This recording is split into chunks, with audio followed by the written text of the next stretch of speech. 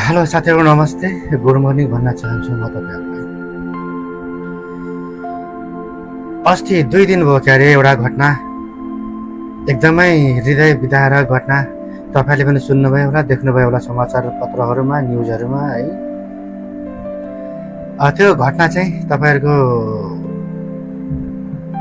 अन्धेरी र बोरिवलीको रेलवे स्टेसनको बाटोको बिचमा भएको घटना हो यो है। मयङ्क लोहार भन्ने एउटा केटा 22 वर्षको युवा आफ्नो पढाइ पुरा गरिसकेपछि म केही गर्छु भन्ने एउटा सपना बोकेको थियो होला त्यो बाबुले, जस कारण एउटा 22 वर्षको युवा बिरारबाट डेली अपडाउन गर्थ्यो अन्धेरीसम्म। एउटा प्राइभेट कम्पनीमा काम गर्थ्यो त्यो बाबु। 9 महिना भइसकेको थियो। उसको डेली रुटिन बिहान आउने साँझ जाने थियो। अनि करिब 10 बजेको घटना हो यो रातिको।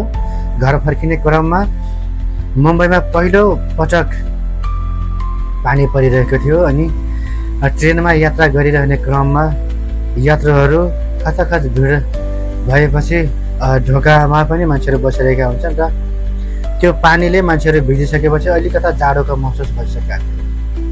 अनि मयङ्कले त्यो घटनामा दोषी आरोपितलाई ढोका लगाइदिनुहोस् न, भित्र पानी परिरहेको छ, चिसो भइरहेको छ भन्दाखेरि त्यो मान्छेले मानेन। म ढोका लगाउँदिनँ भन्ने कुरोमा मात्र झगडा भएको रहेछ। अनि तिनीहरूको झगडा चाहिँ बढ्दै गयो। अनि झगडा बढ्ने क्रममा त्यो दोषीले आफ्नो शरीरबाट चक्कु निकालेर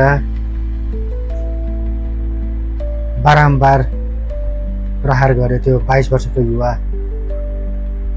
माथि। अनि एउटा गजबको कुरा के छ भने साथीहरू, ट्रेनमा त्यत्रो भिडभाड हुन्छ है, अनि त्यहाँ मानवता भन्ने कहाँ थियो त? एउटा मान्छेमा पनि मानवता जागेन। दुनियाँ कहाँसम्म स्वार्थी भइसकेको रहेछ।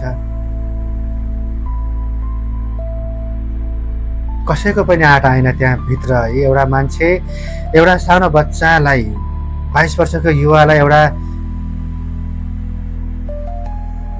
हत्याराले हत्या गर्दैछ। मान्छेहरू चुप लागेर बसिरहेका छन्, तमासा हेरिरहेका छन्। अनि हामी यो समाज अनि हामी अरू मान्छेबाट के आशा गर्छौँ साथीहरू? त्यसैले साथीहरू आफ्नो सुरक्षा आफै गर्न सक्नुपर्छ। हुन त झगडा नगर्नु पर्ने हो है, तर झगडा भइहाल्यो। झगडा हुँदै गर्दाखेरि पनि त्यो दोषी करार जुन त्यो मान्छे छ त्यसले चक्कु प्रहार नगरिहाल्नु पर्ने हो। त्यो चक्कु प्रहार गरिहालेको खण्डमा पनि त्यत्रो भिडभाड थियो है। त्यत्रो भिडभाडमा एउटा पुरुष पनि निस्किएन, एउटा योद्धा पनि निस्किएन। त्यहाँ सबैले आफ्नो ज्यान पाए प्यारो लाग्यो त्यहाँ। त्यसैले यो घटनाबाट एउटा स्पष्ट शिक्षा के पाउन सकिन्छ भनेपछि यहाँ आफ्नो खुन पानी हुँदैन। त्यसैले कर्म गर्नुहोस्।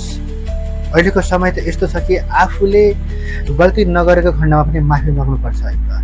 किनभनेपछि माफी माग्दाखेरि आफू बचिन्छ भनेपछि केही फरक पर्दैन।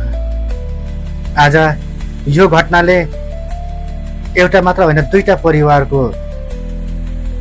तहस-नहस भयो नि। जो मृतक छ उसको परिवारको पनि त सपना चकनाचुर भयो। अनि जसले हत्या गर्यो उसको पनि, उसको फ्यामिलीको पनि त सपना चकनाचुर भयो। त्यसैले साथीहरू आवेगमा कुनै पनि निर्णय लिनु हुँदैन। अनि हामीले सधैँ सत्यको पक्षमा उभिनुपर्छ।